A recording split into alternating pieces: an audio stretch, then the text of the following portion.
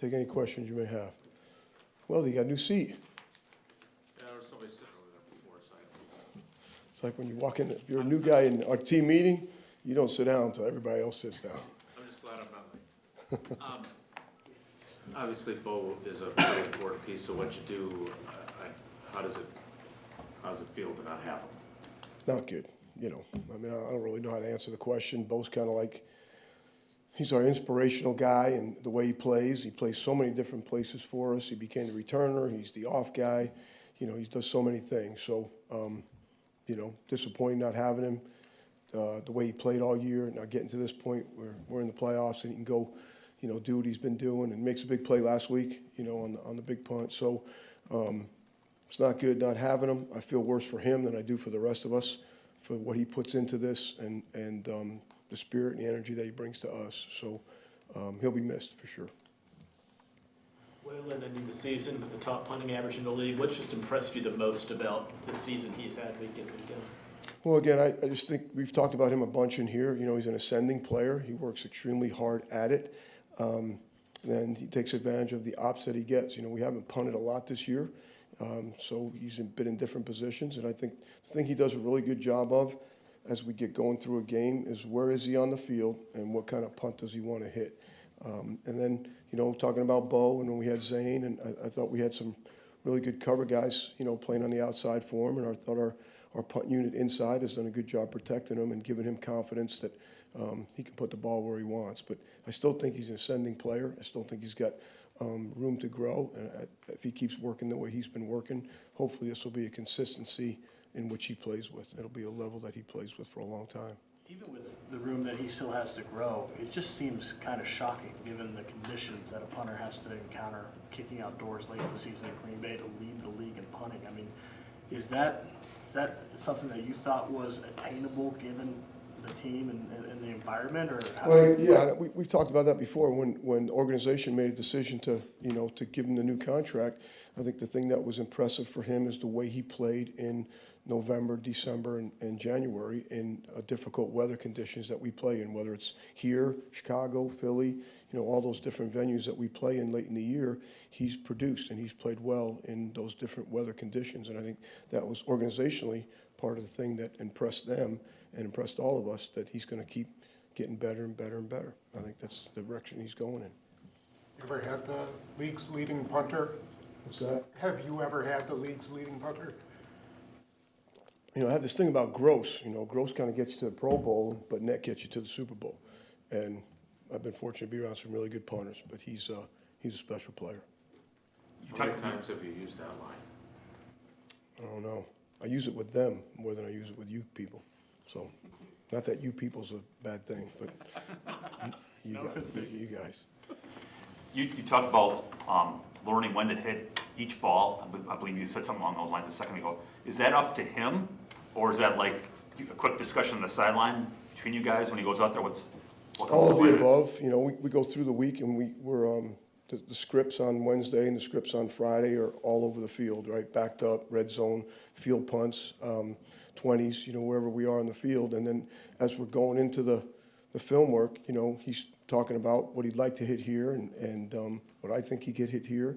And then we get to pregame, and he's figuring out the wind and the direction and what he'd like to hit going different ways and where on the field in the red zone he'd like to hit some of those different punts. We've talked about it in here at length about the guys that hit fat balls and flops and all those different things that make it difficult to catch. And last week, our guy let the ball hit the ground twice, and their guy let the ball hit the ground, I think, twice. So those things can be difficult to catch at times. They're all getting so talented in doing different types of kicks, different styles of kicks. And it's just where you are on the field deciding what you want to actually hit.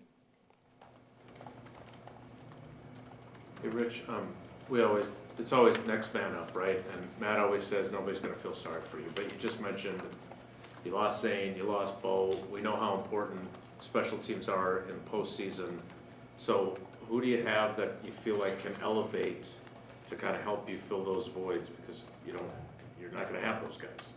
Well, we hope to get Nick back. You know, we'll see what happens. He's been elevated and back to practicing a little bit, and so we'll see what that looks like. You know, we've gotten Van Ness back. That's been good for us. I know his role on defense has also increased. And, you know, JJ's been a stalwart for us, you know, for the year. So we'll see what some of the younger guys do that got a chance to run around last week a little bit. And they may get a chance again this week to see how they can help us in the game. But, you know, next man up is always the philosophy. You know, sometimes the next man up just doesn't look like the guy that went down, you know. But the expectations and the standards really don't change. I think we've done a good job here of the way in which we practice, and we've put guys in position. I know we've talked about that before, that if they do have to come up and play, hopefully they've gotten enough reps on the show team that they're going to be put in position that they've been working at as time's gone on, and hopefully they can compete and play well for us. Neiman missed 10 games, I think, and he's still got 11 tackles. Who we talking about now? Neiman? Yeah, we talked about that last week, right? The number of tackles. I think I said we have 5 guys in double-digit tackles. And again, he's a smart guy. He can play a lot of different places on the kickoff for us. He understands the system. He can play a lot of different places in the punt box for us. He's been a personal protector before as well, and so hopefully he's up. We'll see what happens for the rest of the week. Rich, we've talked about how good you feel about the battery, but Brandon did face adversity this year, right? How good is it, in your experience, to have a guy who's been there, done that, when the postseason starts in that spot? Yeah, great question. We do feel good about the battery, and you know, I think the battery hasn't been an issue. You know, obviously, Brandon going through an injury, him thinking he could come back maybe quicker than he actually did come back, right? We've had those conversations in here. So we talked about where he is now psychologically. You know, he's got the crap back in his neck, and he's got his attitude back, and he's got his personality back. So I think you've seen that. You know, at Chicago last time, we kicked a 48-yard PAT, you know, in a little bit of a difficult climate down there. And so I think that's really who he is right now. To your point, I think he has tremendous confidence in the way in which, you know, Daniel holds the football and getting it the right lean and the things that he needs to be successful. And then, you know, I've talked about Matt before. Matt's just kind of a calming force. Doesn't always look perfect from the sideline, but, you know, you play the game with your head between your legs and see how good you play. So I do think having a battery that's been together for a little while on a consistent basis is good for us. And I think the trust that they have for each other, the way in which they practice, is a good thing, hopefully, for the Packers. Rich, what's it like for you, pre-game, Saturday night at Soldier Field, you know, in January? Do you have like a checklist of things that you're going to ask Brandon and determining wind directions and, you know, those kinds of issues that may come up during the game that'll play into your decisions? Yeah, you know, I'd say checklist is a great comment, but it's more about, you'll see, you know, who gets there early, but Brandon goes out pretty early. The majority of Brandon's kicks are done in pregame for him.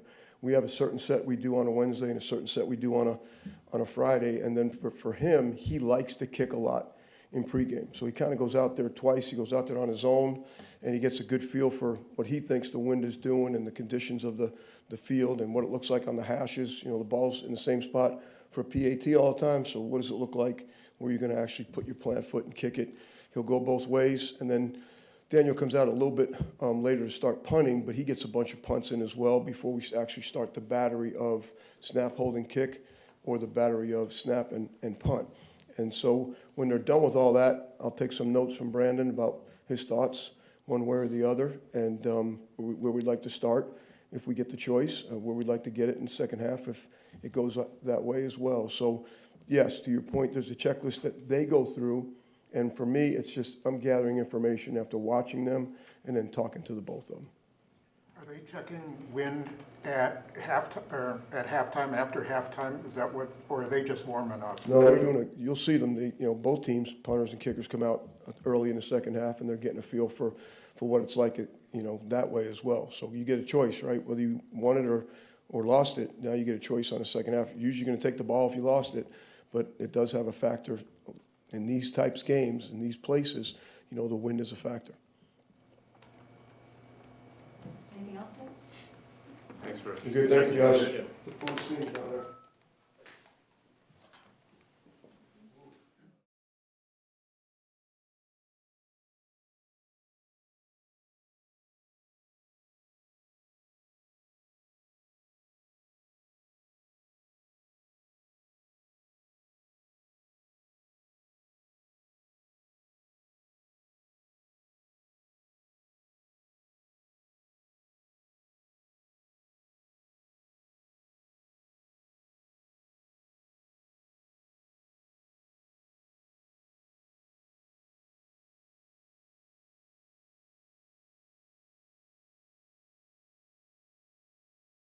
You're not in the right seat.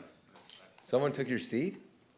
Then he left, so do you want, would you be more comfortable? Do you guys have assigned seats? Is that like how we are in meetings? No. Can you believe he's sitting there? It's kind of like high school, you know? you How don't would have it to be? sign up, You know what I'd really like if one day I came in and you were right in the front row. Maybe next week. I'm just so used to as soon as I come in, Rob, you okay with that? I like my seat. If anybody took it, I'd hit him in the back of the head. I'll tell you what, I really appreciate you guys, because no matter what kind of day I'm having, I come in here and I always get a smile to start. So thank you. I think you're the first defensive coordinator who's ever said that. I mean it, like, we got a good group here, so I appreciate everything for this year, and hopefully we got a couple more weeks to come here.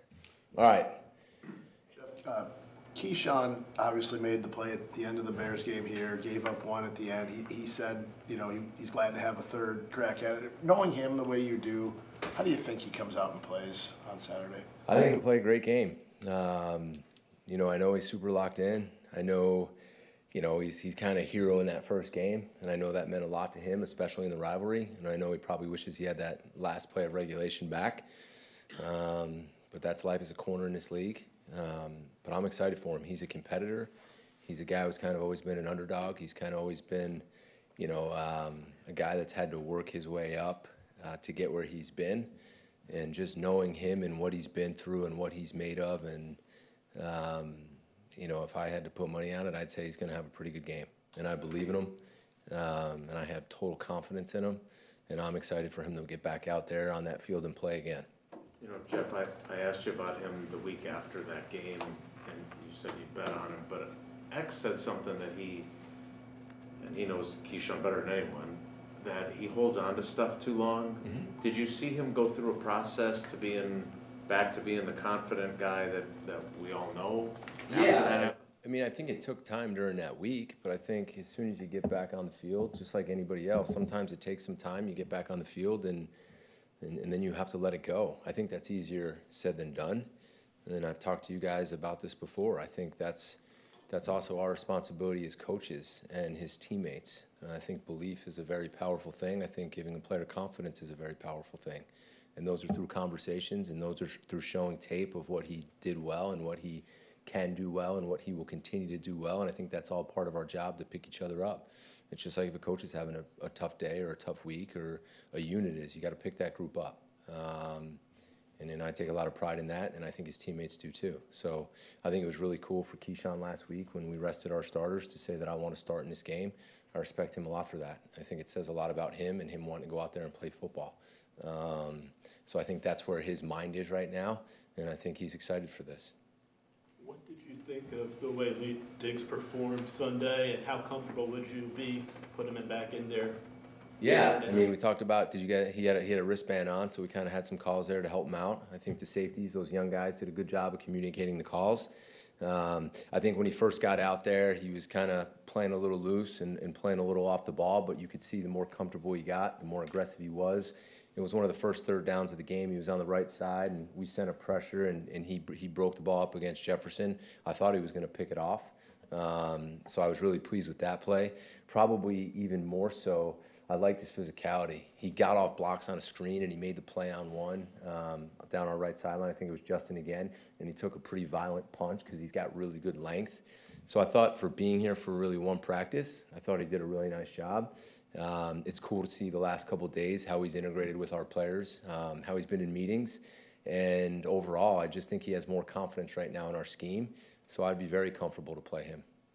Is it unusual how he, his stance, like on that third down play you're talking about, where he's so leveraged to the, inside? Is that how he plays, or? No, that was part of just the coverage we were playing on that side of the field. Because he did it, he did that a couple times. Is that how you like the guys to play it, or does he get his choice of how to play it? Well, I want guys to be comfortable in their stances, but for certain coverages, I think there's certain leverages you need to play, whether you have your inside foot, your outside foot up, whether you're in man or zone, whether you're playing a cloud. So based on, all those things, I think you'll see him, getting a variety of different stances. But certainly I want him to be comfortable. It's not like we've had a lot of individual time with him to work with him. We're just trying to get up in the scheme, and the biggest thing I keep talking to him about is, I want him to, try to learn it as quickly as he can, because when he gets out there, I don't want him thinking. I want him to play fast and not hesitate, because I think when players think and they try to overdo it, it doesn't usually go very well. How much can a guy learn in a week or a week and a half as far as, any calls you make on the field, any changes, how big the playbook is for him? How much would you have to limit things if he ends up playing for you?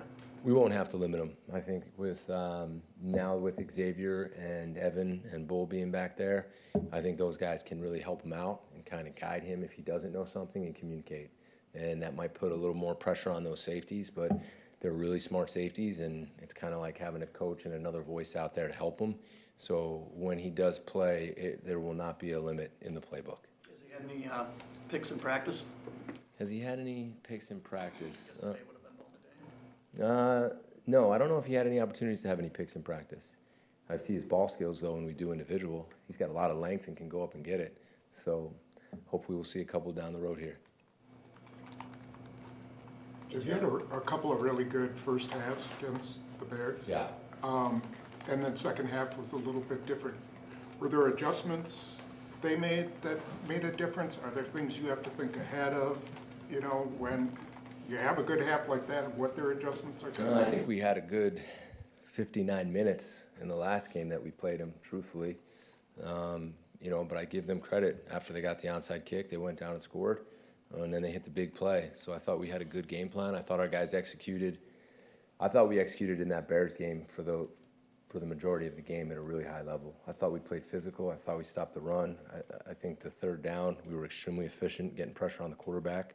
And I thought our guys did a good job. But to answer your question, that's not good enough, right? I said 59 minutes. I didn't say 60. We have to finish for 60 minutes. And that's what it's going to take to beat the Bears. And that's what it's going to take to win a playoff game.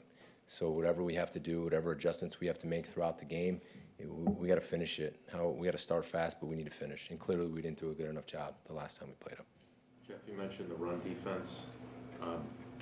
You guys have done as good as anybody against these guys specifically, who are pretty damn good. We know what happened against Baltimore. Where do you think you are in kind of taking that lesson and applying it now when it's win or go home? Yeah, I think ultimately we'll have to wait to answer that question for you, because like most people, I see better than I hear, right? So I think we're going to have to go out and prove it. I thought our young guys did a really good job against the Viking starters. I think that's one thing I think, we should kind of acknowledge and give them credit. I mean, as a coach, this season we've had a lot of good things happen. We've played really good defense for a majority of the season. And that one of my most proud moments was watching those young guys get their opportunity against a really good Vikings offense with very talented players and their starters, and watching how hard they played and holding those guys to 16 points. Now, we didn't win, I get it, so it's not good enough. But to see those players sitting in the locker room after the game, we had some guys in tears knowing that they just had an opportunity to play in an NFL game. That was a proud moment, like a really cool moment as a coach. It's one of the reasons you do this, right? So I just want to acknowledge and give those guys credit, how hard they worked, how hard our leaders worked to help get them in those positions, and then the way they went out and put it all out there. Just a really cool moment, and I'm proud of those guys on defense. Yeah, I mean, I think we played the run pretty well for a majority of the year. Obviously, we talked about the Baltimore game. It starts with lining up and doing our jobs consistently, which we failed to do that night. But I'm excited to get another shot at Chicago and do it. They have a very explosive run group with Monangai and Swift, and the quarterback obviously can run the ball. I think their O-line's really good, and they're one of the best run offenses in the NFL. So we're going to have to show it, but I don't want to talk about it. I want to go do it, and that's been our whole mentality for the week. So along those lines, how do you stop some of those getting bled for yards, like you hit him at 2 and they gain 5? What's the key to limiting some of that? Pad level, get low, get off blocks, put your shoulder pad through a guy's sternum, wrap up and run your feet and get multiple people to the ball. And that's what we're going to have to do. The one thing I'll say is we've played them really physical the last 2 times, and it needs to take a step up. And that's what I would anticipate with these guys. We've talked a bunch about Rashawn in here, and I understand it's more than sacks. Are you satisfied with what you've gotten from him since Micah went down? I mean, I think there's things that I'm satisfied with, and there's things we want to get better at. We talked this week again, and there's things he wants to get better at, and then there's some things that he's doing really well. to make a run in the playoffs, you know, we're going to need more out of everybody. And I think he would tell you the same thing, whether that's pass rush, whether it's setting edges, whether it's getting off blocks and making plays. He needs to really take a step as a leader of our team as we get into the playoffs along with the rest of the guys. And I'm looking forward to seeing him do that. To your question, oh, go ahead. I was just going to say, did Barron or Colin earn themselves playoff snaps with some of the things they did in Minnesota? Yeah, I think I thought Barron and Oliver did a nice job. I thought it was really, you know, you talk about some of those guys that it was kind of so inspiring watching a guy like Colin Oliver who hasn't played really. I mean, looking back, I think he played one game his senior year in college because he got hurt, maybe 2 games, maybe got hurt in the second game. But just watching him run around and just give everything he had, I think it shows a very promising future, whether that's this week or down the road. And then Barron's been a consistent guy. He's been really reliable. He does everything we ask him to do, and he continues to show up, right? We got a lot of guys that you can only dress so many, but I certainly think what he did puts him in consideration for playing in the playoffs, yeah. To Jason's question about the run defense, and you talked about the young guys playing so well against Minnesota. What did you think of Stackhouse and Ford, and can those guys give you some help too? Yeah, I think they can. Ford's another guy we talk about. Diggs kind of just getting here. Ford just walked in the door too. You know, with all the injuries that we've had, and then losing Riley, we bring in Ford, and within a couple days he's out there playing too. And that's just not like, hey, just line up and take on double teams. I mean, he's got to learn where to line up, what techniques to play, when he's in movement, when he's in stunts, how we rush. And I thought he did a really good job. He gives us a big guy. I thought he played really hard and physical, probably with a higher motor than I remembered when he was here. And again, I think it's a guy who kind of was given an opportunity, and he wanted to make the most of it. Stack, the same thing. Stack was a guy who played early on for us and then, you know, hit a little bit of a wall there, and I think we got him back now. Young player with a lot of talent. But we're going to need those guys for sure. You know, we're thin. We're very thin in the middle right now. So we need those guys to step up, and I think those 2 guys help give us a chance. Jeff, you go, Jay. You guys are okay, both of you, so whoever wants to go first. I'll defer to Jason here. Hey, Jeff. Yeah, it was. You didn't have Evan in Chicago. You didn't have Evan in Chicago in Week 16. He possibly could have played a role in maybe getting you guys a win instead of a loss. But how eager has he been this week to get back, especially against the Bears?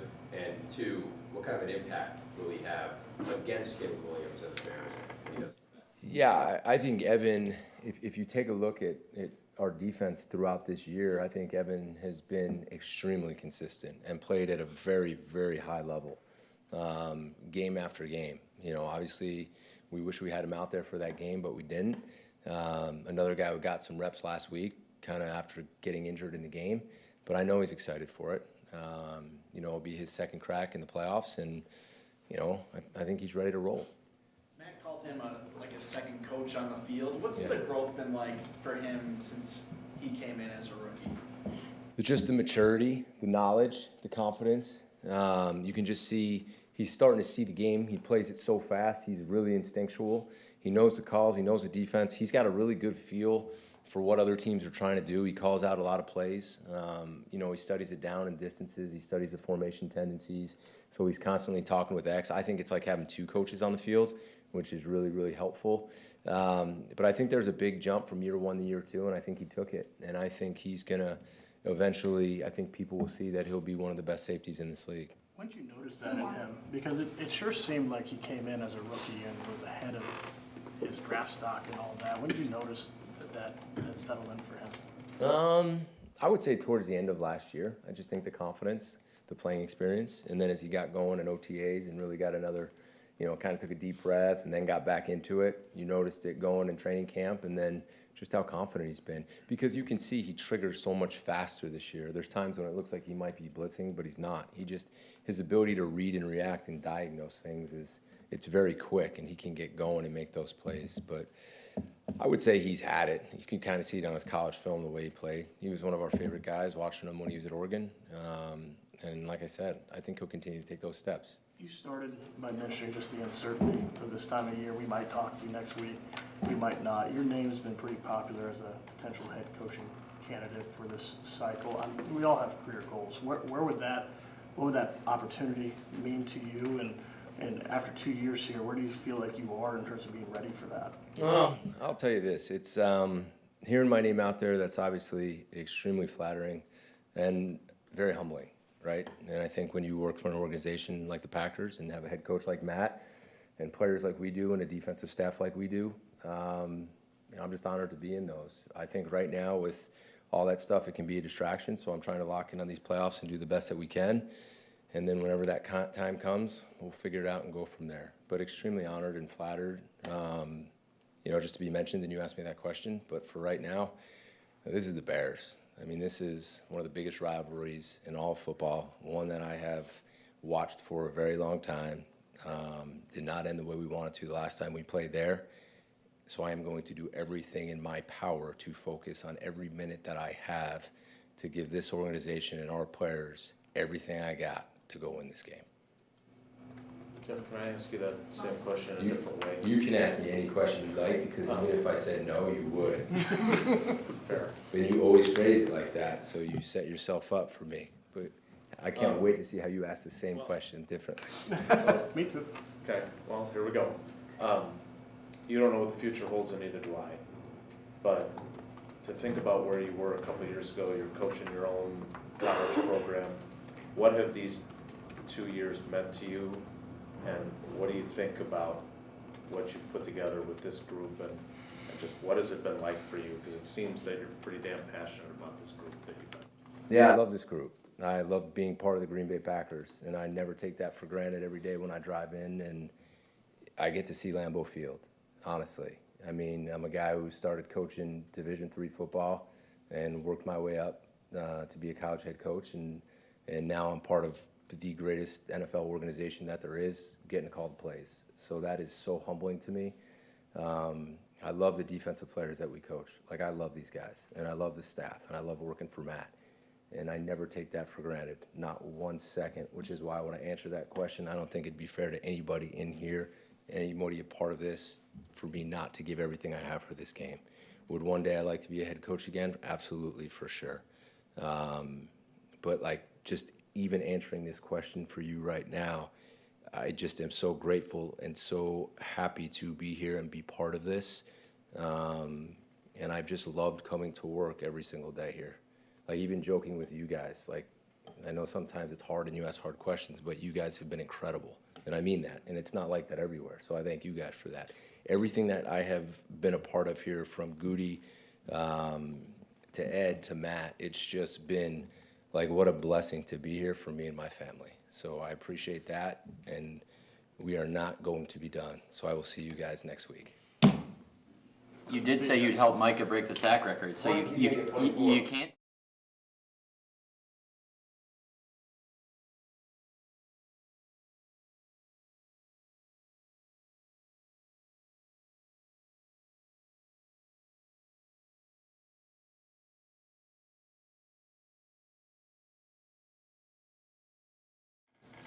What would it mean to get Zach Tom back this week? It'd be great. He's working really hard in practice, and yeah, it'd mean a lot to our offense. He's been a great player for us for a while, and yeah, he'd really help out. Can you see a difference in Josh Jacobs in the last? Yeah, he looks great in practice, running hard, looks fresher. So yeah, it'll be good going into the playoffs with him at full speed. Is he a pretty critical part of your red zone offense? When you think of red zone, you Yeah, think I mean, about absolutely. Look at how many rushing touchdowns he's had this year. I think it's like 13 or something like that. So having a guy that can find the end zone like he does is always really important in the red zone for sure. So, did you learn anything, or what did you learn about any guys who played in Minnesota last week and going forward with what Yeah, I saw some good things from some guys up front. I thought Monk did a good job in there competing. Belton had some good and bad plays, but he competed really hard and came off the rock pretty well. J-Mo as well. So it was good up front to just see those guys, and Minnesota was playing all their starters and everything like that, so it was a good evaluation from that standpoint. Yeah, so just getting those guys out there competing against those guys up front, I thought was really good. Stan, going back to Spoon's question about Jacobs, I mean, he was dealing with that since the Giants game. He was pretty damn good early in the season. Are you able to do some things now, again, that you haven't been able to do? I'm not looking for the game plan, but like, did you have to kind of handle him differently because he Yeah. wasn't fully himself? Yeah, there were times, and we kind of leaned on Josh to let us know when he was good and when he wasn't. There was times, where he just felt like he couldn't maybe be out there as much as he wanted to be. But I would say Ian Brooks did a nice job stepping up and filling in at certain points throughout the season. So, yeah, it'll be good to get him out there. Hopefully he's full speed and ready to go, and we can get his best ball right now. Stan, what do you, I know it's hard to re-assimilate after you've been out as long as you have been, but Reed's been a really good player for you the last 3 years. What do you think of kind of where he's at, getting back to being himself, and Yeah. there haven't been a ton of opportunities, so. Yeah, no, he looks good. Making a lot of plays in practice, running around, flying around. And he's made some plays in the games that he's played in the last few weeks. So, no, I'm excited about Jay Reed. I'm excited for all our wide receivers going out there and having great games. I know you want to protect Jordan from hits, clean or otherwise. Is that just a focus this week, is not to let him get hit at all? Yeah, yes, it is. Yeah, I mean, it's a focus every week, is to not let him get hit. There's nothing really different from that standpoint. Yeah, you got to cover the ball. Make sure you're picking your quarterback up off the pile. If he scrambles or anything down the field, you got to have his back for sure. Steno, we were talking to Jordan earlier, and he had the great game in Dallas in the playoffs, and then he was playing great in San Francisco, and he had a couple of mistakes that he looks back on. He talked about last year. Where's the fine line between, how good he is capable of being and making sure that he doesn't, it felt like those were a lot of times trying to do too much. Is that a fair assessment of kind of what happened in those? Yeah, I think so, and I think it's at that point in his career, he was a young guy just, trying to make plays, and that's stuff that he learns from, and I think he does a really nice job learning as he goes. So yeah, I'm really excited to see kind of him take the reins and see where this can go for this postseason. So, he's got a good look in his eye, and he's ready to go. Steno, how much do the conditions on Saturday, or at least what they're supposed to be, go into your game plan for this week? It still kind of depends, it fluctuates, the weather, you know what I mean? So you always take that into account. Just like playing in Lambeau, you can get pretty windy conditions and snow, and you never know what's going to happen. So you make your game plan, and then you adjust kind of on game day if you think certain things aren't going to be as good. You might have to lean on the run game more if the wind's blowing too hard or if it's snowing, things like that. So yeah, we'll just kind of see how it goes and adjust. Do you expect in a game like this, third time, that both teams just do what they do best, or do you expect? There'll be some new stuff for sure. Just like any game, any division game, there's a new wrinkle. But at the end of the day, you got to lean on what you're good at for sure, and that's what got you to this point, and that's what you do best. So that's got to be your bread and butter for sure. They have so many turnovers. What's been how do you avoid those killer mistakes? Well, yeah, you got to really do a great job. Anytime you catch the ball or run with the ball, just being really focused on making sure you have the ball at the end of the play. They do an excellent job tackling the football, punching at the football, ripping at the football. They got one out on us last time we played them down in the red zone. That was a big play for them. So we got to make sure we do a great job with that. Their DBs are very good they got really good ball skills. They can catch the ball. They don't really lose too many opportunities by dropping the ball and things like that. So they do a nice job just being around the football. A year ago this week, you just lost Christian. Jordan got his elbow banged up going to Philly. And you have both of them, obviously, getting Zach back, Josh is rested. What kind of difference is a year make? It's awesome. Yeah, we learned a lot from that experience for sure, and I really like where we're at as an offense as far as, at the end of the season, heading into the postseason, our guys are ready to go. Is there more flexibility in just terms of how you put together a plan, knowing that you have kind of all the cavalry? Oh, yeah, absolutely. There's no doubt about it. it's good. Hey, Steno, how good of an idea did you have of what Sean Ryan was or could be as a center? And what do you kind of think of how that, it's not an experiment, he's the starter. Yeah. How do you think it's going? It was an experiment at first, but no. It's been great. Like he's really grabbed that role and done an excellent job with it. And yeah, he's been great. As far as ever since he's been here, he's kind of always snapped and always, just in the back of your mind, all right, hey, just get some snaps and just make sure in case we need you for an emergency, you could play some center. But then as he got better and as he kept playing, you're like, wow, this guy could be pretty good. And then, he's done a nice job just running the show up there and executing. I know you guys weren't doing this on purpose, but it always felt like with him, like you were always trying to replace him, right? Like he'd be a guard and then he was rotating with J-Mo. And what did you find out about him character-wise, about the way he handled that? He's a competitor, definitely. I think that's just something about him that he's a competitor. He's going to do whatever you ask of him, do what's best for the team, and he'll just do it with a smile on his face and as hard as he can. I have a huge amount of respect for him, just how he goes about it. He's a pro. He's a college tackle, right? I don't know how much center he played before then. What is it about him at that position that's been such a good fit? He's very stout. He's strong.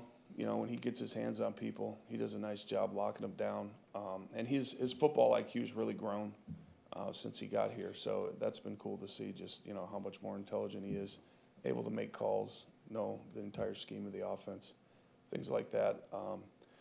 But yeah, he's a strong kid, really strong. I think that's his biggest attribute is like when he gets his hands on people, he can shut them down. That was his strength at guard too, right? Especially in the run game. How different is it at center compared to guard in that aspect? Yeah, I think it's the further you go inside, like moving from tackle to center, things just happen right in front of you, so there's less space. And I think for him it's good because the guys are right in front of him. He can get his hands on them, and it's good for him as far as his game. Adam, Sunday in Minnesota, you had a lot of 3rd and 9s because on first down, the Vikings were sending a blitzer and, Clayton would get sacked. Was he missing on that and not picking up that somebody's coming?